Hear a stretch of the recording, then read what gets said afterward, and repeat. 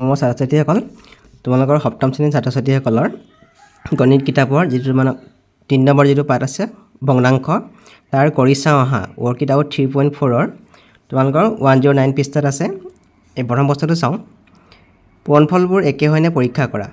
2/1 = 4/3 আৰু 4/3 = 2/1। ইয়াত যেতিয়া আমি পূৰণ কৰিম দুটা ভগ্নাংশ ইয়াত তোমালোকৰ উদাহৰণত দেখাই দিয়া আছে। ধৰিছোঁ এইটো এটা ভগ্নাংশ a/b পূৰণ c/d আৰু ইয়াত আছে c/d পূৰণ a/b। তাৰমানে দুইটা ভগ্নাংশ a/bটো প্ৰথমতে লৈছে আৰু c/dটো পিছত আছে। ইয়াত কি দেখিছোঁ আমি c/dটো আগত আছে, ইয়াত c/dটো আগত আছে, a/bটো পিছত আছে। তাৰমানে ভগ্নাংশ দুটাৰ ক্ৰমটো বদলি কৰিছে। এইটো প্ৰথমতে আছিলে, এইটো পিছলৈ গুচি গ'ল, এইটো পিছত আছিলে, এইটো প্ৰথমলৈ লৈছে। দুইটা এনেকৈ ক্ৰমটো সলনি কৰি পূৰণ কৰিলেও উত্তৰটো পূৰণফলবোৰ একে হয়। এতিয়া আমি নাম্বাৰ 1টো চাওঁ। ইয়াত দিছে 2/1 পূৰণ 4/3। এতিয়া 2টোক হয় ল'ব, 4টোও ল'ব। গতিকে আমি ইয়াত কি পাতিম 2 পূৰণ 4, 2 পূৰণ 4 আৰু ওপৰত ল'বটো ল'বমতে 2টো সৰহ হৈ গ'ল, ইয়াত 4 সৰহ হৈ গ'ল। গতিকে সৰহকেইটা সৰহমতে আৰু ল'বটো ল'বমতে পূৰণ হ'ব। 1 পূৰণ 3 এইটো কৰিলে হ'ব 2 4 গুণ 8, 1 3 গুণ 3। আকৌ এই ভগ্নাংশটো যদি কৰোঁ আমি 4 পূৰণ 2 পাতিব লাগিব, 4 পূৰণ 2 সৰহটো সৰহমতে আৰু ল'বটো ল'বমতে। এতিয়া 4 গুণ 8, 1 3 গুণ 3। ইয়াতে কি দেখিলোঁ আমি 8/3, ইয়াতো দেখিলোঁ 8/3। ইয়াতে লিখিব লাগিব পূৰণফলটো একেই। তেতিয়া পূৰণফলটো দুইটা একেই। তাৰপিছতে চাওঁ আমি 7/5 পূৰণ 3/8। ইয়াত দেখিছোঁ 3 আৰু 7 ইয়াত সৰহ হিচাপে আছে, গতিকে আমি পাতিম 3 পূৰণ 7 আৰু ওপৰত আছে ল'ব 5 পূৰণ 8, গতিকে পাতিম 5 পূৰণ 8। ইয়াত কৰিলে 3 7 গুণ 21, 5 7 গুণ হৈ গ'ল 40। আৰু এইকেইটা আছে 3 আৰু 7 পূৰণ কৰিলে 3 পূৰণ 7 পূৰণ হ'ব আৰু 8 আৰু 5 পূৰণ কৰিম। 3 7 গুণ 21, 8 5 গুণ 40। ইয়াতো আমি 21/40, ইয়াতো 21/40। এতেকে লিখিম আমি পূৰণফলটো একেই। দুইটা ক্ষেত্ৰত পূৰণফলটো একেই। C নম্বৰত দিয়া আছে, এইটো মই অকল কৰি দিছোঁ। ইয়াত 9/8 পূৰণ 7/2, 9 পূৰণ 7 পূৰণ কৰিব, 9 পূৰণ 7 কৰিলে 63 হ'ব। 8 আৰু 2 পূৰণ কৰি 8 2 গুণ 16 হৈ যাব। এইখিনি যদি কৰোঁ আমি 7 পূৰণ 9, 7 পূৰণ 9 63 আৰু 2 পূৰণ 8 কৰিলে কিমান হ'ব 16। পূৰণফলটো ইয়াত একেই হ'ব। তাৰপিছত 2 নম্বৰটো দিছিলে আমাক ক্ৰমটো সলনি কৰিলে পূৰণফলটো একে হয়নে চাবলৈ কৈছে। তাৰমানে 6/7ৰ লগত প্ৰথমতে আমি 11/4টো পূৰণ কৰিছোঁ, 6/7টো প্ৰথমতে পূৰণ কৰিছোঁ আৰু পিছতো আমি কি কৰিম 11/4টো প্ৰথমতে পূৰণ কৰিছোঁ। ইয়াত 11/4টো পিছত আছিলে, আমিতো আগলৈ আনি দিছোঁ। 11/4 পূৰণ 6/7, 6 পূৰণ 11 কৰিলে 66 হ'ব। 7 পূৰণ 4 কৰিলে কিমান হ'ব 28। ইয়াত পালোঁ আমি 66/28। ইয়াত পালোঁ 11 লগত 6 পূৰণ কৰিলে 66 হ'ব। আকৌ 4 লগত 7 পূৰণ কৰিলে 28। ইয়াতো 66/28, ইয়াতো 66/28। গতিকে পূৰণফলটো কি হ'ল ইয়াতো একেই। বি নম্বৰটো তেনেকৈ আমাৰ 13/4 পূৰণ 7/3 আছিলে। গতিকে 13/4 পূৰণ 7/3, 13 লগত 7 পূৰণ কৰিছোঁ আমি 91 হৈছে। 4 লগত 3 পূৰণ কৰিলে 12। আকৌ 3 লগত 7 পূৰণ কৰিলে 91, 3 4 গুণ 12। পূৰণফলটো ইয়াতো একেই। C নম্বৰত দিয়া আছিলে 5/11 আৰু 8/3। এই 5/11 পূৰণ 8/3 পাতি লৈছোঁ। 5 পূৰণ 8 কৰিলে কিমান হ'ব 40। 11 লগত 3 পূৰণ কৰিলে 33। ইয়াতো চাওঁ আমি, এতিয়া আমি 8/3টো আগত পাতি লৈছোঁ, 5/11টো পিছত পাতি লৈছোঁ। গতিকে 8 পূৰণ 5 কৰিলে 40 হৈ গ'ল, 3 পূৰণ 11 কৰিলে 33। গতিকে ইয়াতো কি দেখিলোঁ আমি পূৰণফলটো একেই। তাৰমানে ভগ্নাংশৰ পূৰণৰ ক্ষেত্ৰত আমি ক্ৰমটো যদি সলনি কৰি লওঁ উত্তৰটো একেই ওলাব। তাৰপিছত দিছে আমাক কৰি চাওঁ 3.5। 1 নম্বৰত দিছে মান নিৰ্ণয় কৰা। 9 কিহেৰে হৰণ কৰিবলৈ দিছে 5/1। যেতিয়া আমি এনেকৈ হৰণ কৰিম পিছত যিটো ভাজকটোৰ আমি যদি আমাক হৰণ কৰিবলৈ দিয়ে এই ভাজকটোৰ অনন্যকৰে আমি পূৰণ কৰিব লাগিব। এতিয়া 5/1ৰ অনন্যক বা ৰেচিপ্ৰকেল বা গুণাত্মক বিপৰীত বুলি কোৱা হয়। এতিয়া 9টোক আমি 5/1ৰে হৰণ কৰিব লাগিছে। গতিকে আমি ইয়াক কি কৰিম 5/1ৰ অনন্যকৰে আমি 9টোক পূৰণ কৰি দিম আমি। গতিকে অনন্য কাক বোলে আমি চাই লওঁ। এইটো অনন্য ইয়াত দিয়া আছে ৰেচিপ্ৰকেল। দুটা অহন্য সংখ্যাৰ পূৰণফল যদি 1 হয় তেন্তে সংখ্যা দুটাক এটাক আনটোৰ অনন্যক বা গুণাত্মক বিপৰীত বুলি কোৱা হয়। এইটোকে ইংৰাজীত কোৱা হয় ৰেচিপ্ৰকেল। এতিয়া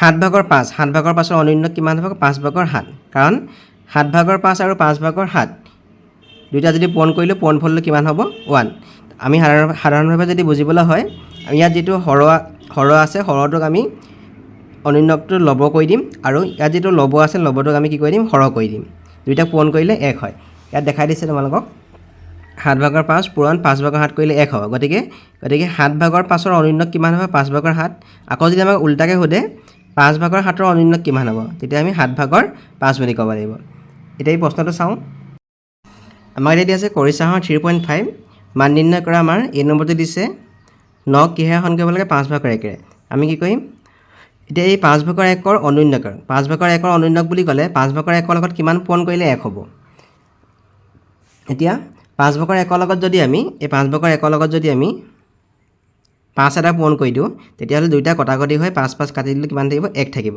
তাৰমানে এই 5/1 অনুন্নক কিমান এইটো 5টো হ'ব কাৰণ 5/1 লগত 5 পূৰণ কৰিলে 1 হ'ব গতিকে আমি কি কৰিম ইয়াত হৰণ আছে আমি পূৰণ কৰি দি এই 5/1টো ভাজক গতিকে ভাজকটো অনুন্নক কিমান পালোঁ আমি 5 ইয়াৰ লগত আমি 5টো পূৰণ কৰি দিম 9×5 = 45 এইটোৱে হ'ল ইয়াৰ উত্তৰ এইটো চাওঁ আমি 3/4 ইয়াত হৰণ কৰিব দিছে 8/7 এতিয়া এই 8/7 অনুন্নক কিমান হ'ব 8/7 লগত যদি আমি 8/7 লগত যদি আমি এই 7টো তলত দি দিওঁ 8টো ওপৰত দি দিওঁ এতিয়া দুইটা যদি আমি কাটি দিওঁ কিমান থাকিব 1 থাকিব তাৰমানে এই 8/7 অনুন্নক কিমান 7/8 ইয়াৰ অনুন্নক কিমান হ'ব এইটো হ'ব গতিকে আমি কি কৰিম যেটো হৰণ কৰিব দিছে আমি ইয়াত পূৰণ চিন পাতি 7/8 পাতি দিম 7/8 পাতি দিম এতিয়া 3 আৰু 7টো পূৰণ হ'ব 3 পূৰণ 7 4 পূৰণ 8 হৈ গ'ল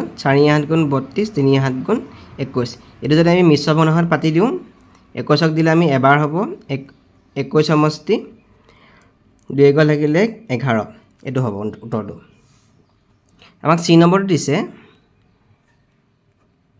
11/15 হৰণ 6 এতিয়া এইটো যদি আমি কৰোঁ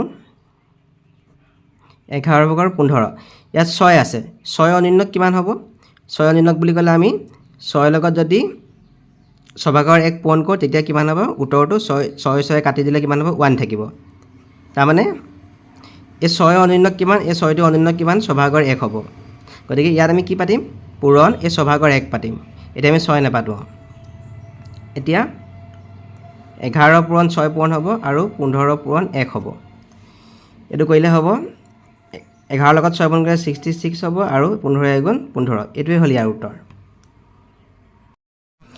2 নম্বৰটো কৈছে আমাক তলৰ কোনবোৰৰ ক্ষেত্ৰত ভাজ্যটো ভাগফলতকৈ সৰু হ'ব এতিয়া ভাজ্যটো ভাগফলতকৈ সৰু এতিয়া তোমালোকৰ কিতাপত অলপ দিয়া আছে এই বিষয়ে ভাজ্যটো কেতিয়া ভাগফলতকৈ সৰু হ'ব আমি চাই লওঁ এতিয়া মই এইটো হৰণ কৰি চাই লওঁ আমি যদি 25 আছে এইটো হৰণ কৰিবলৈ দিছে গতিকে 3/1 অনুন্নক কিমান হ'ব 3/1 অনুন্নক হৈ যাব 3 25 3 75 এতিয়া আমি ইয়াত ভাজ্য কিমান আছিলে 25 ভাগফল কিমান পালোঁ 75 গতিকে ইয়াত কি হ'ব ভাজ্যটো ভাগফলতকৈ সৰু এতিয়া ভাজ্য কিমান আছে ভাগফল পালোঁ আমি 75 আৰু ভাজ্য আছিলে কিমান 25 ইয়াত দেখিলোঁ আমি ভাজ্যটো এইটো ভাজ্য আছিলে ভাজ্যটো ভাগফলতকৈ সৰু গতিকে এই নম্বৰটো সৰু হ'ব বুলি আমি লিখিব পাৰিম ভাজ্যটো ভাগফলতকৈ সৰু হ'ব এতিয়া বি নম্বৰটো চাওঁ আমি ইয়াত যিহেতু ভাগফলটো ডাঙৰ হৈ গ'ল ভাজ্যটো সৰু হৈ গ'ল আমাক সেইটোকে সুধিছে গতিকে এই নম্বৰটোৰ ক্ষেত্ৰত ভাজ্যটো ভাগফলতকৈ সৰু হ'ব বি নম্বৰটো কৈছে আমাক 4/1 হৰণ 7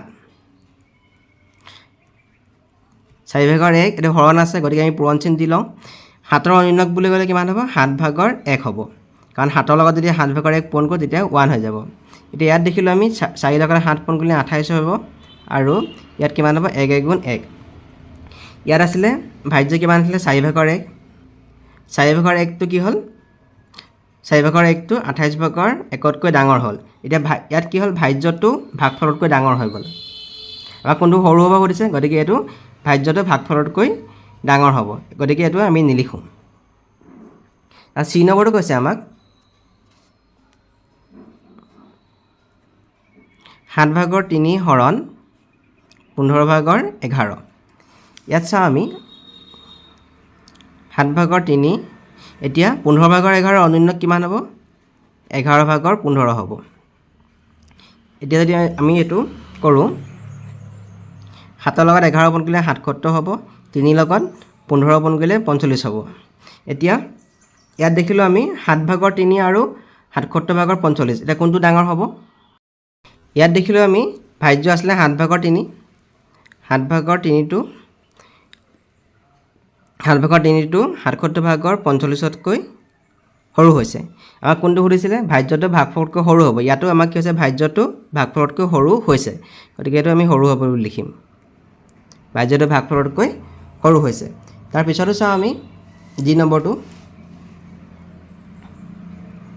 3 নম্বৰটো কৈছে আমাক 9 ভাগৰ 2 হৰণ 4 ভাগৰ 7 যদি আমি এইটো কৰোঁ 9 ভাগৰ 2 এতিয়া হৰণ চিনৰ ঠাইত আমি ইয়াৰ অনন্যকৰে পূৰণ কৰিম গতিকে এইটো 7 ভাগৰ 4 9 7 গুণ 63 হৈ গ'ল 9 আৰু 7 গুণ কৰিলে 63 হ'ব 2 আৰু 4 গুণ কৰিলে কিমান হৈ গ'ল 8 গতিকে ইয়াত দেখিলোঁ আমি 9 ভাগৰ 2 আৰু 63 ভাগৰ 8 9 ভাগৰ 2টো 63 ভাগৰ 8তকৈ ডাঙৰ হ'ব গতিকে ইয়াৰ উত্তৰটো কোনটোত হ'ব আমাৰ 2 নম্বৰটো এ আৰু আমাৰ এটোত আমাৰ কি আছিলে সৰু হ'ল ভাজ্যটো ভাগফলতকৈ সৰু হ'ল আৰু চি নম্বৰটোত ভাজ্যটো ভাগফলতকৈ সৰু হ'ল এ আৰু চি আমাক 3 নম্বৰত দিছে তলৰ কোনবোৰৰ ক্ষেত্ৰত ভাজ্যটো ভাগফলতকৈ ডাঙৰ হ'ব প্ৰথমটো দিছে আমাক ভাজ্যটো এতিয়া ভাগফলতকৈ ডাঙৰ হ'ব সুধিছে আমি চাওঁ কৰি প্ৰথম দিছে আমাক 16 হৰণ 5 ভাগৰ 1 আমি এইটো কৰিম 16 পূৰণ 5 ভাগৰ 1 অনন্য কিমান হ'ব 5 16 লগত 5 পূৰণ কৰিলে 80 হ'ব আমাক সুধিছিলে কি ভাজ্যটো ভাগফলতকৈ ডাঙৰ এতিয়া ভাজ্য আছে 16 পালোঁ ভাগফল আছে 80 পালোঁ গতিকে 16টো 80তকৈ সৰু হ'ব যেহেতু আমাক ডাঙৰ বুলি কৈছে গতিকে এইটো নহয় এই নম্বৰটো নহয় ভাজ্যটো ভাগফলতকৈ ডাঙৰ হ'ব লাগে বুলি কৈছে ইয়াত চাওঁ আমি 5 ভাগৰ 1 এতিয়া আমি 9 আছে গতিকে আমি পূৰণ চিন দি 9 ভাগৰ 1 পাতি লৈছোঁ কাৰণ 9ৰ অনন্য কিমান হ'ব 9 ভাগৰ 1 এতিয়া 5 আৰু 9 পূৰণ কৰিলে 45 হৈ গ'ল আৰু 1 গুণ 1 হৈ গ'ল ইয়াত দিছোঁ আমি 5 ভাগৰ 1 আছিলে ভাজ্য আৰু ভাগফল পালোঁ আমি 45 ভাগৰ 1 এতিয়া ইয়াত হ'ব ভাজ্যটো ভাগফলতকৈ ডাঙৰ হ'ব 5 ভাগৰ 1টো 45 ভাগৰ 1তকৈ ডাঙৰ গতিকে এইটো আমি লিখিম ডাঙৰ হ'ব বুলি লিখিম ভাজ্যটো ভাগফলতকৈ ইয়াতো ডাঙৰ হ'ব কিন্তু এই নম্বৰটো নহয় তাৰপিছত চাওঁ আমি 11 ভাগৰ 9 11 ভাগৰ 9 ইয়াত আমি 5 ভাগৰ 2 অনন্য হ'ব 2টো তলত দি দিম 5টো ওপৰত দি দিম 11 লগত 2 পূৰণ কৰিলে 22 হৈ গ'ল 9 লগত 5 পূৰণ কৰিলে হৈ গ'ল 45 এতিয়া ইয়াত আছিলে ভাজ্য আছিলে 11 ভাগৰ 9 আৰু আমি ভাগফল পালোঁ 22 ভাগৰ 45 এতিয়া এইটো হ'ল সৰু হ'ব ইয়াত ভাজ্যটো কি হ'ব সৰু হ'ব কাৰণ 11 লগত 2 পূৰণ কৰিলে এইটো কি হ'ল সৰু হ'ল গতিকে এইটো ডাঙৰ নহয় এইটোও ডাঙৰ নহয় পিছতো চাওঁ আমি 5 ভাগৰ 9 এতিয়া ইয়াত 2 ভাগৰ 7 আছে গতিকে আমি পূৰণ চিন দি 7 ভাগৰ 2 পাতি ল'ম 5 7 গুণ 35 হৈ গ'ল আকৌ 9 2 গুণ কিমান হৈ গ'ল 18 এতিয়া ইয়াত ভাজ্য কিমান আছিলে 5 ভাগৰ 9টো ভাজ্য আছিলে 5 ভাগৰ 9 আৰু ইয়াত ভাগফল পালোঁ 35 ভাগৰ 18 পালোঁ গতিকে এইটো কি হ'ব 5 ভাগৰ 9টো 35 ভাগৰ 18তকৈ ডাঙৰ হ'ব গতিকে এইটো আমি লিখিম ডাঙৰ হ'ব কোনটো ডাঙৰ হ'ব বুলি আমাক সুধিছে গতিকে উত্তৰটো আমি লিখিম যে বি আৰু ডিটো কি হ'ল ভাজ্যটো ভাগফলতকৈ ডাঙৰ হ'ব কৰি চাওঁ আহা 3.7 নম্বৰ 1টো দিছে আমাক 9 হৰণ 4 ভাগৰ 15ৰ মান কিমান এইটো এম চি কিউ দিয়া আছে কোনটো শুদ্ধ হয় এবাৰ লিখি লওঁ যে 9 হৰণ 4 ভাগৰ 15 আমি কি কৰিম এতিয়া 9 4 ভাগৰ 15 অনন্য কিমান হ'ব 15 ভাগৰ 4 হ'ব এতিয়া এই 9টো সদায় 9 তলৰ সদায় 1 এটা থাকে 9টো সদায় লব হয় 9টো হৰ কেতিয়াও নহয় গতিকে এই 9 লগত আমি 4টো পূৰণ কৰিম আৰু তলত থাকিলে 15 9 4 গুণ 36 হৈ গ'ল 9 4 গুণ 36 তলত থাকিলে 15 এতিয়া আমি 3ৰে কাটি দিম যে 3 লগত 12 পূৰণ কৰিলে 36 হ'ব আৰু 3 লগত 5 পূৰণ কৰিলে 15 হ'ব গতিকে আমি 3ৰে কাটি দিওঁ বা তোমালোকে এইটো এনেকৈও দেখাব পাৰা 3 লগত 12 পূৰণ কৰিলে 36 হ'ব আৰু 3 লগত 5 পূৰণ কৰিলে 15 হ'ব তাৰমানে আমি 3 কাটি দিছোঁ কিমান থাকিলে 5 ভাগৰ 12 থাকিলে 5 ভাগৰ 12 গতিকে কোনটো শুদ্ধ হ'ব ইয়াত লিখা আছে 5 ইয়াত চিটো তোমালোকৰ শুদ্ধ হ'ব। তাৰপিছত কৈছে আমাক মধুলিনাই দিনটোৰ 1/12 সময় গণিত অভ্যাস কৰে। তলৰ কোনটো প্ৰকাশে তেওঁ গণিত অভ্যাস কৰাৰ শুদ্ধ সময় সূচাব। এতিয়া দিনটোৰ 1/12 সময় গণিত কৰে। দিনটোত থাকে 24 ঘণ্টা, গতিকে 12/1 লগত 24টো পূৰণ হ'ব। গতিকে 12/1 পূৰণ 24, এইটো শুদ্ধ সময় সূচাব এই নম্বৰটো। 3 নম্বৰটো সুধিছে আমাক ফাতিমাই জন্মদিনৰ বাবে দেউতাকে আনি দিয়া 200 চকলেটৰ 2/1 সহপাঠীসকলৰ মাজত বিতৰণ কৰিলে। বাকী থকাৰ পৰা 5/1 তাই ককায়েকক দিলে। তাই ভায়েকে পোৱা চকলেটৰ বাবে কোনটো শুদ্ধ ৰাশি হ'ব? এতিয়া 200টা আছিলে, 200টাৰ 2/1 সহপাঠীসকলৰ মাজত বিতৰণ কৰিলে। গতিকে 200টা আছিলে, 2/1 বিতৰণ কৰিলে আৰু বাকী থকাৰ পৰা তাই 5/1 ভায়েকক দিলে। গতিকে কোনটো শুদ্ধ হ'ব? এতিয়া শুদ্ধটো হ'ব 200টা চকলেটৰ 2/1 সহপাঠীসকলৰ মাজত বিতৰণ কৰিলে আৰু বাকী থকাৰ পৰা 5/1 ভায়েকক দিলে। গতিকে শুদ্ধটো হ'ব অপশ্যন এইটো শুদ্ধ হ'ব ইয়াত। 4 নম্বৰ দিছে আমাক তোমাৰ ঘৰত এজন গাখীৰ বেপাৰীয়ে 1.5 লিটাৰ গাখীৰ দিয়ে। তেওঁ গাখীৰখিনিক এটা 2/1 লিটাৰ পাত্ৰৰ সহায়ত জোখে। তেওঁ পাত্ৰটোৰ সহায়ত কিমানবাৰ গাখীৰ দিবলগীয়া হ'ব? তাৰ বাবে কোনটো শুদ্ধ ৰাশি হ'ব? এতিয়া ইয়াত দিছে আমাক 1.5 লিটাৰ গাখীৰ দিয়ে। 1.5 লিটাৰ মানে হ'ল 1 / 2/1, এইটো হ'ল 1.5 লিটাৰ। 1.5 লিটাৰ তেওঁ আধা লিটাৰ পাত্ৰৰ জোখে, গতিকে আধা লিটাৰ পাত্ৰ 2/1, গতিকে আমি 1.5 লিটাৰটোক 2/1ৰে হৰণ কৰিব লাগিব। হৰণ কৰিলে আমি গম পাম এইটো শুদ্ধ হ'ব। ইয়াত বি নম্বৰটো শুদ্ধ হ'ব। 1.5 লিটাৰ গাখীৰ পাত্ৰ 2/1 বাই, গতিকে আমি হৰণ কৰিলে ওলাই যাব। 5 নম্বৰটো কৈছে ৰংমিলি ঘৰৰ পানীৰ টেংকিত 5/3 পানীৰে ভৰ্তি হৈ আছিল। তাৰে 3/1 পানী খালী হ'লে কিমান অংশ পানী টেংকিটোত থাকিব? এতিয়া 5/3 পানীৰ ভৰ্তি হৈ আছিলে আৰু 3/1 খালী হ'ল, গতিকে বাকী থাকিব টেংকিটোত মুঠ পানী আছিলে 5/3, তাৰ খালী হ'ল 3/1, গতিকে আমি কি কৰিম 5/3 লগত 3/1টো আমি পূৰণ কৰিম। কিমান পানী খালী হ'ল? এতিয়া আমি 3 কাটি দিলোঁ, কিমান থাকিলে 5/1 পানী খালী হ'ল। এতিয়া মুঠ পানী কিমান আছিলে? 5/3 অংশ। গতিকে ইয়াত আছিলে 5/3 আছিলে, তাৰে 5/1টো খালী হৈ গ'ল, গতিকে আমি কি কৰিম 5/3 মুঠ পানী আছিলে ইয়াত আৰু তাৰ পৰা 5/1 অংশ খালী হৈ গ'ল। আৰু যদি বিয়োগ কৰি দিওঁ 3 গ'ল থাকিল 2, তাৰমানে 5/2 অংশ পানী থাকি যাব। ইয়াত কোনটো হ'ব? অপশ্যন চিটো শুদ্ধ হ'ব। টেংকিটোত কিমান থাকি যাব? 5/2 অংশ পানী থাকি যাব। 6 নম্বৰটো কৈছে ক অংশৰ লগত খ অংশ মিলোৱা। এইটো ক অংশ, এইটো খ অংশ। ইয়াত দিছে 12 হৰণ 4 সমান 3ৰ ভাজ্য। এতিয়া 12ক যদি 4ৰে হৰণ কৰোঁ 3 পাম। এতিয়া ইয়াত ভাজ্য কোনটো?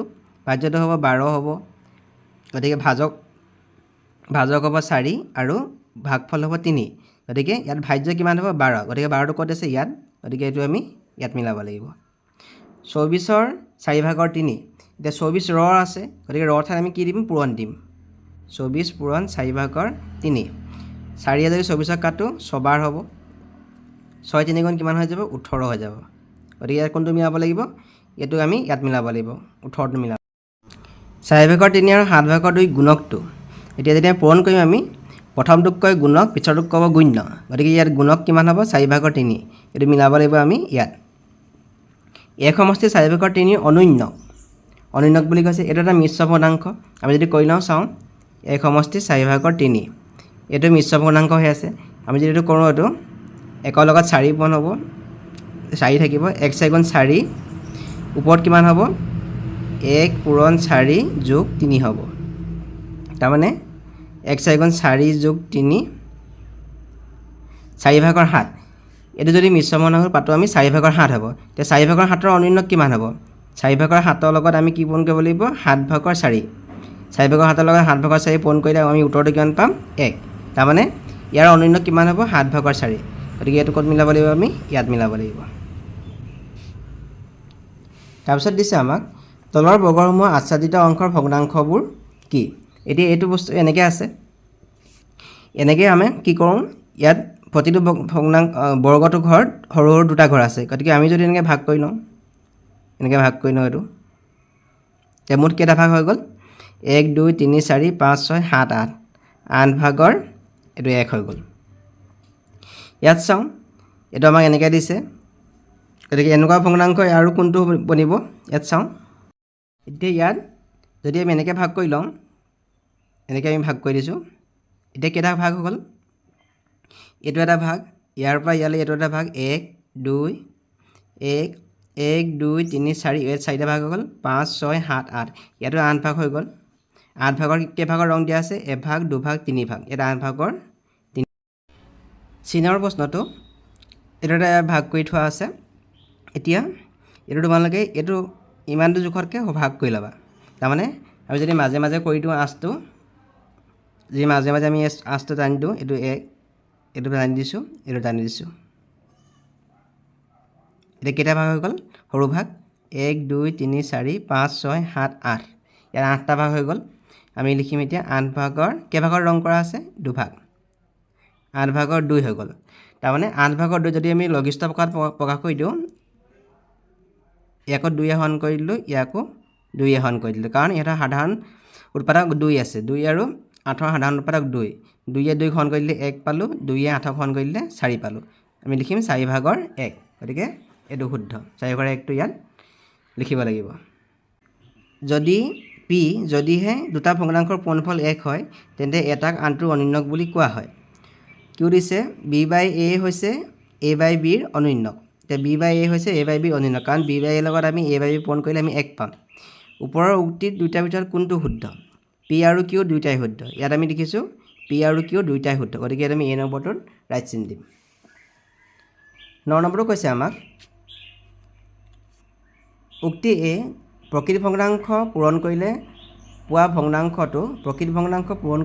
ভগ্নাংশটো দুইটাতকৈ সৰু যুক্তি আৰ দিছে প্ৰকৃত ভগ্নাংশ সদায়ে 0 আৰু 1ৰ মাজত থাকে আৰু 0 আৰু 1ৰ মাজত থকা যিকোনো দুটা সংখ্যাৰ পূৰণফলটো সংখ্যা দুটাতকৈ সৰু আমাক এইখিনি উক্তি দিছে ওপৰৰ উক্তি এ আৰু যুক্তি আৰ শুদ্ধ বিকল্পটো বাছি উলিওৱা কোনটো শুদ্ধ হয় আমাক উলিয়াবলৈ কৈছে প্ৰকৃত ভগ্নাংশৰ পূৰণ কৰিলে পূৰণফল পোৱা ভগ্নাংশটো সংখ্যা দুটাতকৈ সৰু এইটো শুদ্ধ হ'ব প্ৰকৃত ভগ্নাংশ সদায় 0 আৰু 1ৰ মাজত থাকে এইটো শুদ্ধ 0 আৰু 1ৰ মাজত থকা যিকোনো দুটা সংখ্যাৰ পূৰণফলটো সংখ্যা দুটাতকৈ সৰু এইটো শুদ্ধ গতিকে এ আৰু আৰ দুইটাই শুদ্ধ আৰ হৈছে ৰিজনিং যুক্তিটো হৈছে এৰ শুদ্ধ ব্যাখ্যা মানে উক্তিটোৰ শুদ্ধ ব্যাখ্যা গতিকে ইয়াতো এইটোৱে শুদ্ধ হ'ব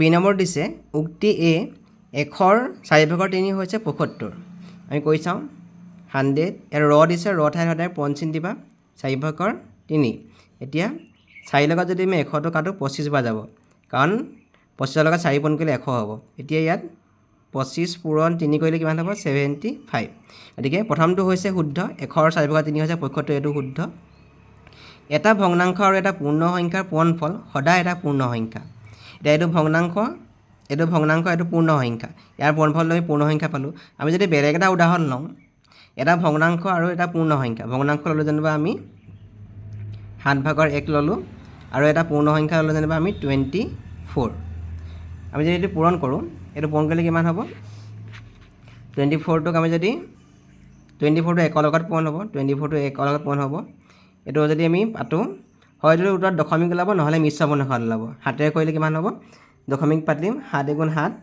7 3 × 21 হ'ব আকৌ 30 থাকিলে 7 4 × 28 যাব এইটো কিমান হ'ব 50 ওলাব গতিকে এইটো পূৰ্ণ সংখ্যা সদায় নোলায় এইটো ক্ষেত্ৰত ওলাইছে কিন্তু সদায় এইটো পূৰ্ণ সংখ্যা নোলাব গতিকে আমি লিখিম এ নম্বৰটো শুদ্ধ এইটো শুদ্ধ কিন্তু আৰ অশুদ্ধ ৰিজনিংটো অশুদ্ধ এটা আমি অশুদ্ধ পালে সদায় পূৰ্ণ সংখ্যা নহয় গতিকে ইয়াত চিটো শুদ্ধ হ'ব চি নম্বৰটো কৈছে আমাক উক্তি এটো 3/2 আৰু 4/3 পূৰণফলটো হৈছে 4/1 আমি যদি পূৰণ কৰি চাওঁ 3/2 পূৰণ 4/1টো কৰি চাওঁ আমি 4/3 আছে ইয়াত 3 কাটি দিলোঁ 3 কাটি দিলে কিমান থাকিলে 4/2 থাকিলে গতিকে ইয়াত দিছোঁ 4/1 দিছে গতিকে এইটো অশুদ্ধ এ নম্বৰটো অশুদ্ধ যুক্তিটো কৈছে কি এটা ভগ্নাংশ ইয়াৰ লঘিষ্ঠ ৰূপত থাকে যেতিয়া ইয়াৰ হৰ আৰু লবৰ একৰ বাহিৰে কোনো সাধাৰণ উৎপাদক নাথাকে। এটা ভগ্নাংশ ইয়াৰ লঘিষ্ঠ ৰূপত থাকে। আমি সাধাৰণতে এটা উদাহৰণ লওঁ 5/1 এইটো মই উদাহৰণ লৈছোঁ। এইটো লঘিষ্ঠ ৰূপত আছে ভগ্নাংশটো। এতিয়া কি হ'ব, ইয়াত দুইটাৰ লব আৰু হৰ, লব ইয়াত 1 হৈছে, হৰ 5 হৈছে। ইহঁতৰ একৰ বাহিৰে কোনো সাধাৰণ উৎপাদক নাথাকে। এইটো কিন্তু শুদ্ধ হয়, কিন্তু ইয়াৰ যুক্তিটো শুদ্ধ হয়। ইয়াত কৈছে কি এইটো অশুদ্ধ হৈ গ'ল, কিন্তু উক্তিটো অশুদ্ধ, কিন্তু ইয়াৰ যুক্তিটো শুদ্ধ। কিন্তু আৰ ৰিজনিংটো ইয়াত শুদ্ধ, ইয়াত ডিটো ইয়াত শুদ্ধ হ'ব।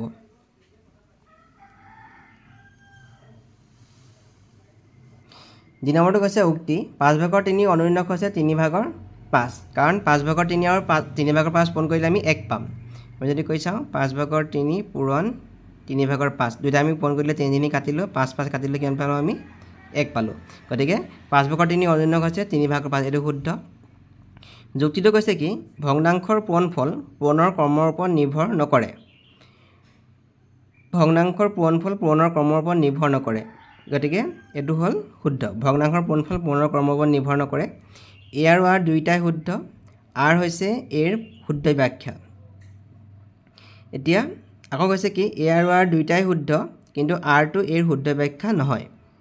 এতিয়া এই যুক্তি আৰু উক্তি দুয়োটাই শুদ্ধ হৈছে, কিন্তু এই উক্তিটোৰ কাৰণে এই যুক্তিটো শুদ্ধ ব্যাখ্যা নহয়। এতিয়া ইয়াত কৈছে অনুন্নক কৈছে, ইয়াত যদি ক'লে হ'লে যুক্তিটো ক'লে হ'লে যে দুটা সংখ্যাৰ পূৰণফল যদি 1 হয় এটা কাৰণটো অনুন্নক বোলে। এইটোৱে উক্তিটোৰ শুদ্ধ যুক্তি হ'লহেঁতেন কি যে দুটা সংখ্যাৰ পূৰণফল 1 হ'লে এটা কাৰণটো অনুন্নক বুলি কোৱা হয়। কিন্তু ইয়াত কৈছে কি ভগ্নাংশৰ পূৰণফল পূৰণৰ ক্ৰমৰ ওপৰত নিৰ্ভৰ নকৰে, এইটো শুদ্ধ হৈছে, কিন্তু ইয়াৰ শুদ্ধ ব্যাখ্যা নহয়। গতিকে ইয়াত বিটো লিখিব লাগিব। এ আৰু আৰ দুয়োটাই শুদ্ধ, কিন্তু আৰটো এৰ শুদ্ধ ব্যাখ্যা নহয়। আমাৰ 10 নম্বৰটো কৈছে 20 জন মানুহৰ বাবে বনাবলগীয়া কলৰ কেকৰ বাবে প্ৰয়োজনীয় সামগ্ৰীসমূহ তলত দিয়া ধৰণৰ। এতিয়া 20 জন মানুহে কেক বনাইছে, কলৰ কেক বনাইছে। তাৰ কাৰণে সামগ্ৰী কিমান লাগিব কৈছে 8টা কল লাগিব, 1/3 কাপ চেনি লাগিব, 4টা কণী লাগিব, 3/2 কাপ গলি থকা মাখন লাগিব, 4/3 চাহ চামুচ ভেনিলা লাগিব, 1 চাহ চামুচ বেকিং চ'ডা লাগিব আৰু 4 কাপ ময়দা লাগিব। এতিয়া 20 জনৰ কাৰণে কল লাগিছে 8টা, গতিকে এজনৰ কাৰণে কিমান লাগিব, আমি 8টোক কি কৰিব লাগিব, আমি 20ৰে আমি হৰণ কৰিব লাগিব। এজনৰ কাৰণে কিমান লাগিব, আমাক কৈছে মিলিয়ে 5 জনৰ কাৰণে কেক বনাব বিচাৰিছে। মিলি কেকৰ বাবে প্ৰয়োজনীয় সামগ্ৰীৰ তালিকাখন প্ৰস্তুত কৰা 5 জনৰ কাৰণে। এতিয়া কৈছে কল আছিলে 8টা আৰু মানুহ আছিলে 20 জন। গতিকে এজনৰ কাৰণে কিমান লাগিব, আমি 8ক 20ৰে হৰণ কৰিব লাগিব। যিহেতু 5 জনৰ কাৰণে বনাইছে, গতিকে আমি পূৰণ 5 পাতিব লাগিব। এতিয়া 8 পূৰণ এইটো যেতিয়া 20ৰে হৰণ কৰিম, আমি কি দিম 20/1 পাতিম, কাৰণ 20ৰ আমি অনুন্নকেৰে পূৰণ কৰিম। 8 পূৰণ 20/1 পূৰণ 5। এতিয়া এইটো কৰিম 5এ যদি 20ক কাটো 4 বাৰ, আকৌ 4য়ে যদি আমি 8ক কাটো 2 বাৰ যাব। গতিকে আমাক কল কেইটা লাগিব, 2টা আমাক কল লাগিলে। চেনি কৈছিলে 1/3 কাপ, 1/3 কাপ। মানুহ আছিলে 20 জন, আকৌ 5 জনৰ কাৰণে বনাব বিচাৰিছে, গতিকে আমি 5টো আমি পূৰণ কৰিম। 1/3 মানে এইটো মিশ্ৰ পূৰ্ণাংক, তাৰমানে 3 × 3 = 4, 3/4। এতিয়া হৰণ আছে, গতিকে আকৌ আমি 20/1ৰে ইয়াত আমি পূৰণ কৰিম। 20ৰ অনুন্নকেৰে পূৰণ কৰিব লাগিব, পূৰণ 5 আছে। এতিয়া কি কৰিম, আমি 5ৰে আমি 20ক কাটিলোঁ 4 বাৰ, আকৌ এই 4টোৱে কাটি দিলোঁ। কিমান থাকিলে 3/1। চেনি কিমান থাকিলে, ইয়াত থাকিলে 3/1 কাপ, আৰু চেনি লাগিব 3/1 কাপ লাগিব। কণী কৈছিলে 4টা, কণী 4টা আছিলে। প্ৰথমতে মানুহ কিমানজন আছিলে, 20 জন মানুহৰ কাৰণে 4টা কণী লাগে, গতিকে 4টোক আমি 20ৰে হৰণ কৰিছোঁ। এতিয়া 5 জনৰ কাৰণে কিমান লাগিব, আমি 5টো পূৰণ কৰিছোঁ। 4 পূৰণ আকৌ এইটো 20/1 পূৰণ 5। 5এ যদি 20ক কাটো 4 বাৰ হৈ গ'ল, 4য়ে 4 কাটিলে কিমান থাকি গ'ল 1। কণী লাগিলে আমাক এটা লাগিলে। তাৰপিছত মাখন কৈছে 3/2 কাপ, গলি থকা মাখন গতিকে আমি পাতিছোঁ মাখন 3/2 আমি হৰণ কৰিছোঁ 20ৰে আৰু মানুহ 5টা আছিলে 5জনৰ কাৰণে বনাব বিচাৰিছে গতিকে আমি পাতিম 3/2 পূৰণ আকৌ 20/1 পাতিছোঁ পূৰণ 5 5ৰে আমি 20ক কাটিলোঁ 4বাৰ 2য়ে 4ক কাটিলোঁ 2বাৰ তাৰমানে তলত কিমান থাকিলে 3 লগত 2 পূৰণ কৰিলোঁ 6 6/1 কাপ 6/1 কাপ কিমান থাকিলে মাখন লাগিলে আমাক তাৰপিছত ভেনিলা কিমান কৈছে 4/3 চাহ চামুচ গতিকে ভেনিলাটো আমি পাতোঁ 4/3 হৰণ 20 আৰু 5জনৰ কাৰণে বনাইছে গতিকে 5টো আমি পূৰণ কৰিছোঁ 4/3 পূৰণ 20/1 পূৰণ 5 এতিয়া 5ৰে কাটিলোঁ 5 4 গুণ 20 4 4 গুণ 16 হৈ যাব 4 4 গুণ 16 16/3 চাহ চামুচ বুলি লিখিব লাগিব 16/3 চাহ চামুচ তাৰপিছত বেকিং ছ'ডা কিমান কৈছে 1 চাহ চামুচ গতিকে 1ক আমি আকৌ 20ৰে হৰণ কৰিম 5জনৰ কাৰণে বনাইছোঁ গতিকে পূৰণ 5 পাতিছোঁ 1 পূৰণ 20/1 পূৰণ 5 5ৰে কাটিলোঁ 5 4 গুণ 20 তাৰমানে 4/1 চাহ চামুচ বুলি লিখিব লাগিব ইমান চাহ চামুচ কিমান লাগিলে বেকিং ছ'ডা ময়দা কিমান কৈছে 4 কাপ গতিকে 4 কাপ ময়দা আছিলে আৰু মানুহ আছিলে প্ৰথমতে 20জনৰ কাৰণে বনাইছিলে এতিয়া 5জনৰ কাৰণে বনাম পূৰণ 5 পাতিছোঁ সেইকাৰণে 4 পূৰণ 20/1 পূৰণ 5 5ৰে যদি 20ক কাটোঁ 4বাৰ 4য়ে 4ক কাটি দিলোঁ 1 থাকিলে তাৰমানে 1 কাপ তাৰমানে শেষত দেখিলোঁ আমি 5জনৰ কাৰণে যদি কেকটো বনাওঁ ময়দা লাগিব আমাক 1 কাপ লাগিব বেকিং ছ'ডা লাগিব আমাক 4/1 চাহ চামুচ লাগিব তাৰপিছত ভেনিলা লাগিব আমাক 16/3 চাহ চামুচ মাখন লাগিব 6/1 কাপ লাগিব কণী লাগিব 1টা তাৰপিছত চেনি লাগিব 3/1 কাপ আৰু কল লাগিব 2টা